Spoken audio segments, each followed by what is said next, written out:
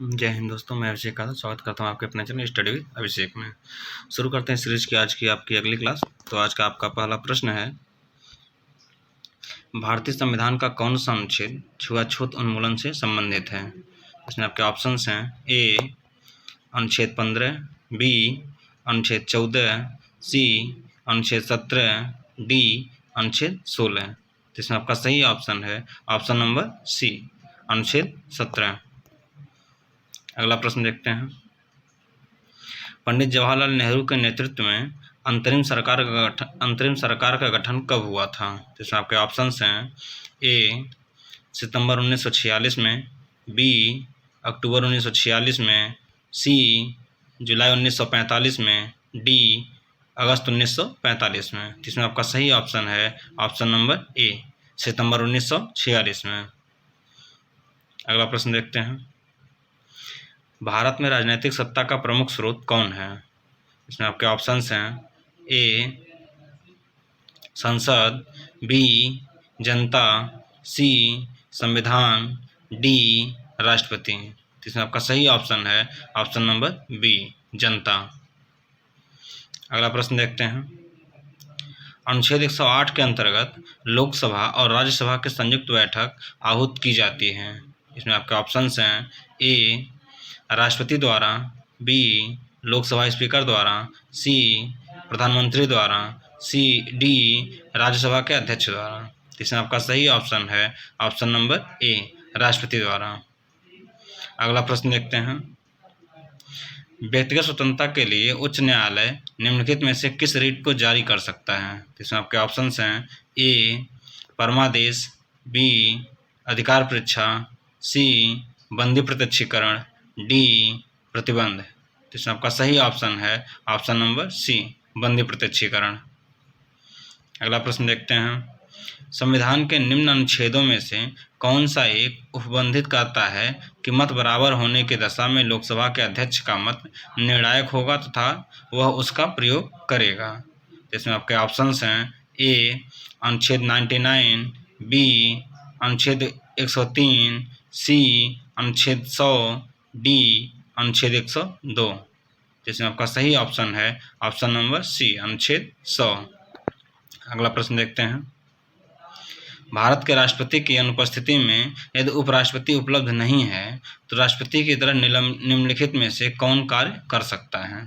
इसमें आपके ऑप्शंस हैं ए भारत के प्रधान न्यायाधीश, बी प्रधानमंत्री, सी लोकसभा के अध्यक्ष, डी भारत के महान्यायवादी। इसमें आपका सही ऑप्शन है ऑप्शन नंबर ए भारत के महान्यायवादी। अगला प्रश्न देखते हैं, निम्नलिखित में से कौन सा राज्य पुनर्गठन आयोग से नहीं जुड़े थे। इसमें आपके ऑप्शंस हैं A KM. Padikkar, B KM. Munshi, C Syed Fazal Ali, D HN. Kunzru. इसमें आपके सही ऑप्शन है option number B KM. Munshi. अगला प्रश्न देखते हैं, भारतीय संविधान के अनुसार निम्न में से किसे अवशिष्ट शक्तियां प्रदान की गई हैं। इसमें आपके ऑप्शंस हैं ए राज्य को, बी केंद्र को, सी स्थानीय निकायों को, डी राज्य तथा केंद्र को। इसमें आपका सही ऑप्शन है ऑप्शन नंबर बी केंद्र को। अगला प्रश्न देखते हैं, निम्नलिखित में से कौन एक लोकसभा और राज्यसभा की गणपूर्ति करता है।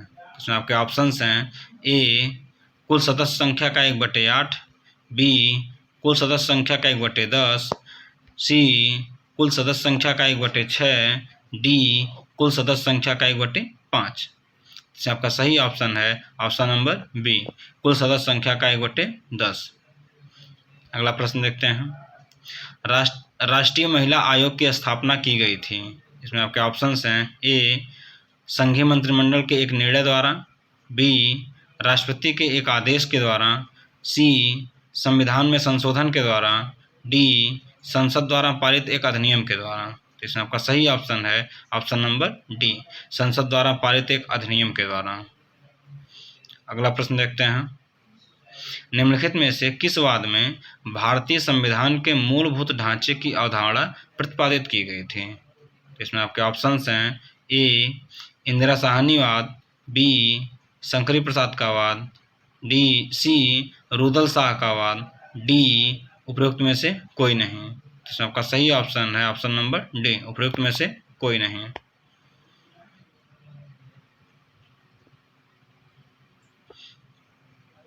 अगला प्रश्न देखते हैं, भारतीय संविधान के किस अनुच्छेद के अंतर्गत किसी राज्य में राष्ट्रपति शासन लागू किया जा सकता है? इसमें आपके ऑप्शंस हैं, ए अनुच्छेद 352, बी अनुच्छेद 356, सी अनुच्छेद 360, डी अनुच्छेद 370।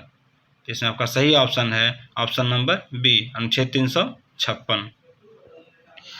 अगला प्रश्न देखते हैं, संविधान के किस अनुच्छेद में यह प्रावधान है कि राज्य के नीति निर्देशक तत्वों को न्यायालय में नहीं लाया जा सकता है? आपके ऑप्शंस हैं, ए अनुच्छेद 35, बी अनुच्छेद 36, सी अनुच्छेद 37, डी अनुच्छेद 42।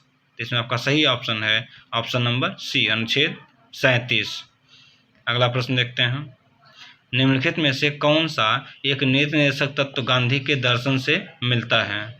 इसमें आपके ऑप्शंस हैं, समान कार्य के लिए समान वेतन, बी ग्राम पंचायतों को मजबूत करना, सी समान न्याय तथा मुफ्त कानूनी सहायता, डी कार्यपालिका का न्यायपालिका से पृथक्करण।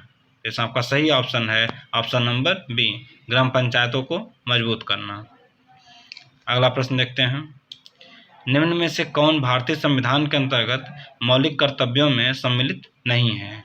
इसमें आपके ऑप्शंस हैं, ए देश की रक्षा करना एवं राष्ट्र की सेवा करना, बी हमारी सामाजिक संस्कृति की गौरवशाली परंपरा का महत्व समझना और उसका परीक्षण करना, सी ग्राम पंचायतों के गठन में सहायता करना, डी सार्वजनिक संपत्ति को सुरक्षित रखना एवं हिंसा से दूर रहना। इसमें आपका सही ऑप्शन है ऑप्शन नंबर सी, ग्राम पंचायतों के गठन में सहायता करना। क्योंकि इसमें निगेटिव पूछा है कि मौलिक कर्तव्य में सम्मिलित नहीं है, तो आपके जो ऑप्शन सी है ये आपका मौलिक कर्तव्य में सम्मिलित नहीं है। अगला प्रश्न देखते हैं, भारतीय संविधान में निम्न में से कौन सा अनुच्छेद अंतर्राष्ट्रीय शांति और सुरक्षा की अभिवृद्धि के लिए समाविष्ट किया है?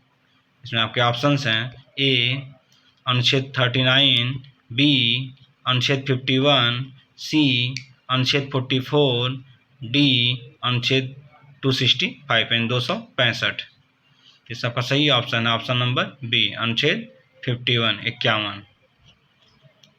अगला प्रश्न देखते हैं, निम्नलिखित में से कौन सा शब्द भारतीय संविधान की प्रस्तावना में नहीं है? इसमें आपके ऑप्शंस हैं, ए व्यक्ति की गरिमा, बी अवसर की समानता, सी लोकतांत्रिक सरकार, डी उपासना की स्वतंत्रता। इसमें आपका सही ऑप्शन है ऑप्शन नंबर सी, लोकतांत्रिक सरकार। अगला प्रश्न देखते हैं, भारत के संविधान के अंतर्गत कौन सा अनुच्छेद कारखानों में बालकों के नियोजन का प्रतिषेध करता है?